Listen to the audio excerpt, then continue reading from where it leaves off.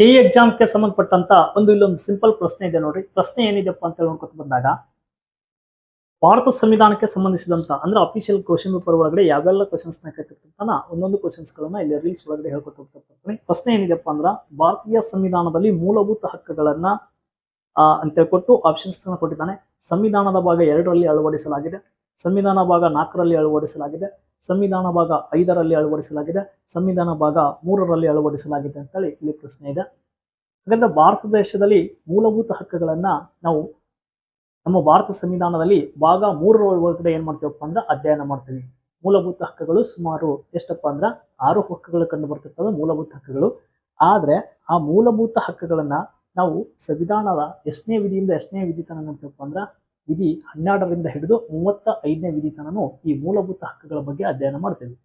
ಅದ್ರೊಳಗಡೆ ಯಾವ ಮೂಲಭೂತ ಹಕ್ಕುಗಳ ಅಂತೇಳಿ ಸಪರೇಟ್ ಒಂದೊಂದು ವಿಧಿಗಳು ಏನೇನು ತಿಳಿಸ್ತಾವ ಅನ್ನೋದು ಅದು ಸೆಕೆಂಡರಿ. ಆದ್ರೆ ಪಾರ್ಟ್ 3ನ ಸಂವಿಧಾನದ ಮ್ಯಾಗ್ನಾ ಕಾರ್ಟ್ ಅಂತ ಕೂಡ ಕರಿತೀವಿ. ಈ ಮೂಲಭೂತ ಹಕ್ಕುಗಳನ್ನ ನಾವು ಅಮೆರಿಕ ಸಂವಿಧಾನದಿಂದ ಏನ್ ಮಾಡಿದಪ್ಪ ಅಂದ್ರೆ ಎರವಲಾಗಿ ಪಡ್ಕೊಂಡಿದ್ದೇವೆ.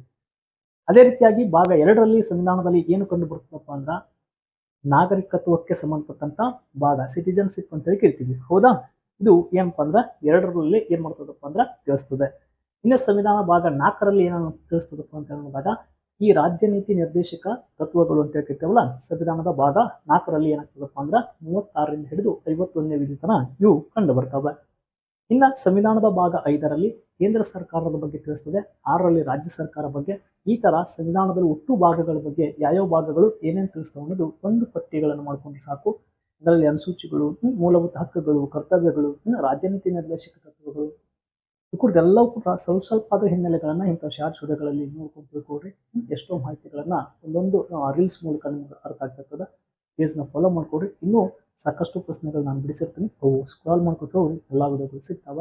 ಧನ್ಯವಾದಗಳು.